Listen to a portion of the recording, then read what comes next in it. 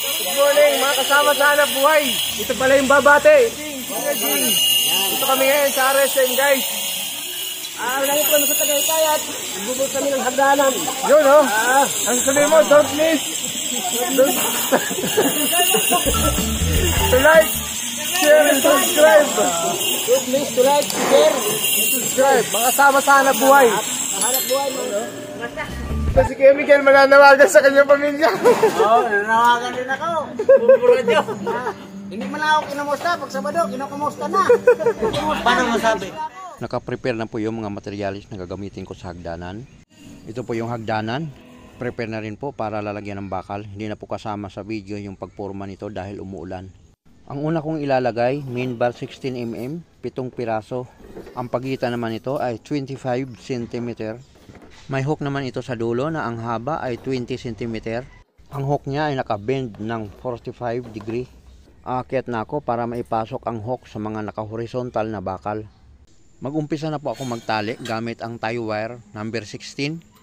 Ang hook ng main bar 16mm ay nasa loob o nasa likod ng ating horizontal na bakal. Ang nakakalang na PVC dito sa ilalim ng aking main bar, ito po yung taas ng aking concrete cover. Lalagyan ko po ito ng concrete spacer na ang taas ay 40mm by 2 inches.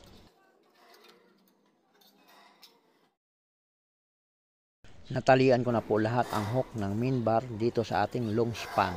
Maglalagay na po ako ng rebars 12mm dito sa ating short span. Ang pagitan po nito o layo ay 30 cm. Bago po tayo maglatag ng ating rebars sa slab ay mas mabuti kung meron na po itong layout ng electrical. Yun po ang aking ginawa, nilagyan ko muna siya ng layout ng electrical at bago ko siya nilagyan ng rebars. Tapos na po yung unang layer ng bottom bar, long span 16mm, short span 12mm. Ang pagitan po ng 30 cm distribution bar 12mm ay nasa corner ng riser na katapat. Tapos na po yung paglalagay ng 30 cm pagitan ng ating short span. Maglalagay naman ako sa gitna na 12mm pa rin na rebars. Dahil sa init ng panahon, nararamdaman ko na po ang init sa mukha. Magtatakip na po ako ng bonnet. Wow! Oh, vlog ko. Hindi ba kaabot na ng ano ba yan ah? May bakal na agad. Baka hindi abutin ng October, mabuhusan yan. Tapos na po yung unang layer ng bottom bar. Kakasuhan ko na ito ng concrete spacer. Bago na po yung top bar. Yun ay ibababa ko na. Yan po yung bakal doon sa canopy. Ito, yung aking spacer. Concrete spacer, 40mm. Magandang pagkagawa. Pagka nilagyan po natin siya ng halo, ito sa ating hulmahan na PVC, antayin natin siya ng mga 15 to 20 minutes. Bago natin siya tatanggalin dito sa hulmahan, hindi nagbabago yung pagkahulma ng halo. Ilalagay ko na ito sa ilalim ng ating main bar na long span 16mm.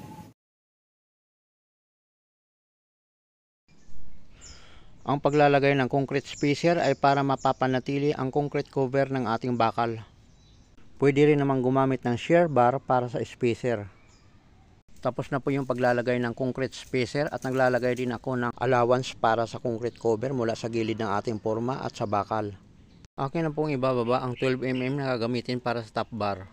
Paglalagay po ng ating top bar ay makatapat lang po ito dito sa ating main bar. Ang katapat lang po sa main bar o bottom bar ang aking dudugtungan dito sa 12mm na top bar. Itinali ko na po yung aking mga top bar at nagdugtong na rin ako dito sa maiksi na top bar. Naglalagay pa po ako ng top bar na 3 piraso dahil hindi po ito nakasama doon sa dowels. Ang atin pong paglalagay ng top bar ay makatapat lamang po ito sa ating main bar o bottom bar.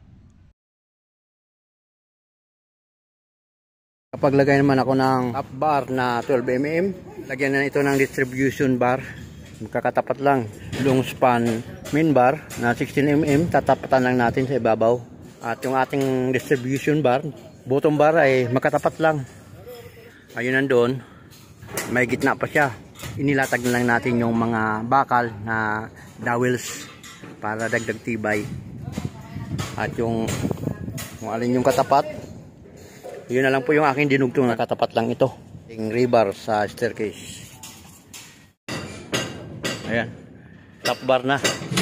Meron ng long span top bar na 12mm. Yung top bar 10mm na yung aking ilalagay. Ang pagtali po ng GI wire sa rebars, hindi po dapat itong pagsamahin ang bottom bars at top bars. Ito po ay magkahiwalay na talian.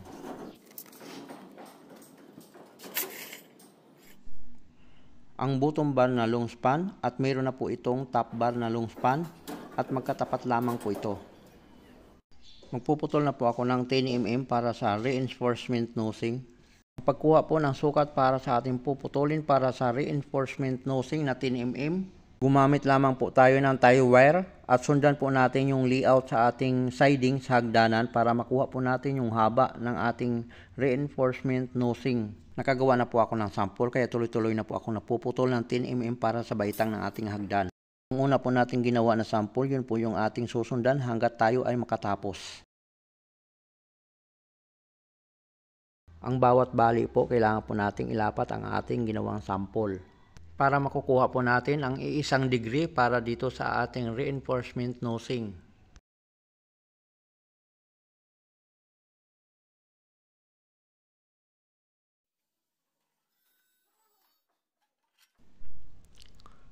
Tapos na, ito po yung itsura ng ating ginagawa para sa hagdan.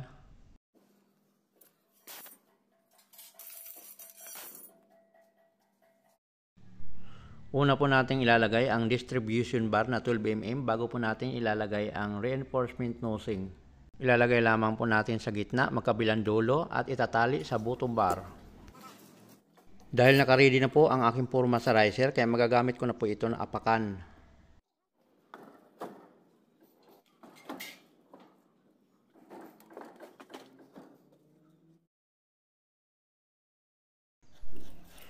Ang una kong ilalagay yung distribution bar na 12mm. Bago ko naman inilagay ang 10mm reinforcement nosing. 4 na pirasong reinforcement nosing sa bawat baitang. Alternate lang po ang aking nilagay.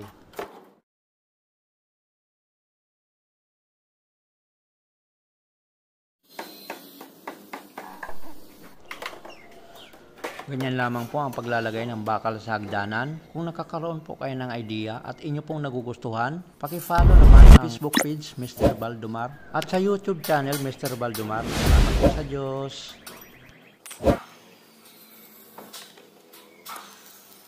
Ikakabit ko na po ang forma sa ating riser. Bago po natin maikakabit ang forma sa ating riser, siguraduhin lamang po natin na naka-eskwala ito. Naglagay po ako ng pako na didos para papatungan sa aking ikakabit na riser. Ang taas po ng aking riser ay 19 cm at ang aking thread naman ay 30 cm. Ang thickness o kapal ng aking buhos ay 5 inches.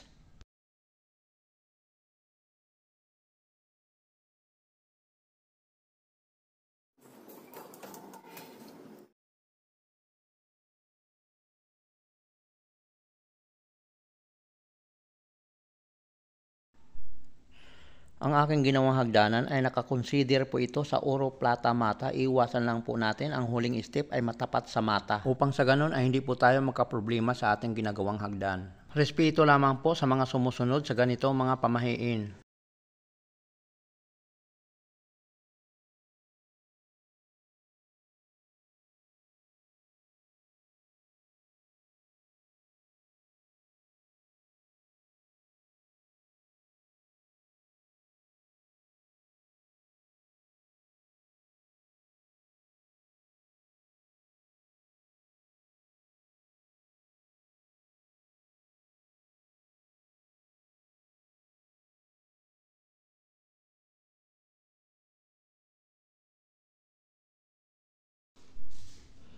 Tapos ko na pong gawin ang hagdanan, bubuhusan na lamang po ito. Ang kasunod ko naman na gawin ay kung papaano naman mag-trusses gamit ang tubular dito sa overlooking ng Tagaytay.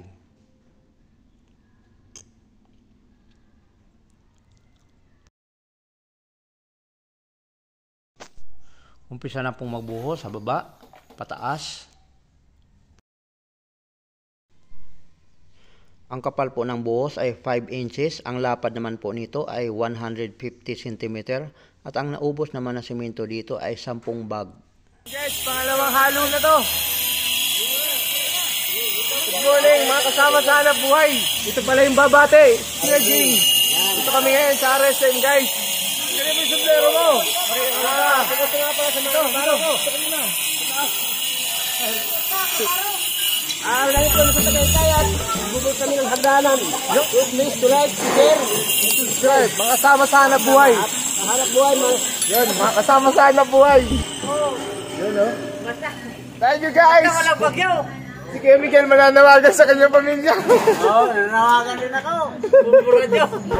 Hindi man ako kinamusta. Pag Sabado, kinukumusta ko. Kumusta, namimiss nila ako. Kaway ka muna. Ikaw, manamano lang ito. Yun. Naman, yan. Gira.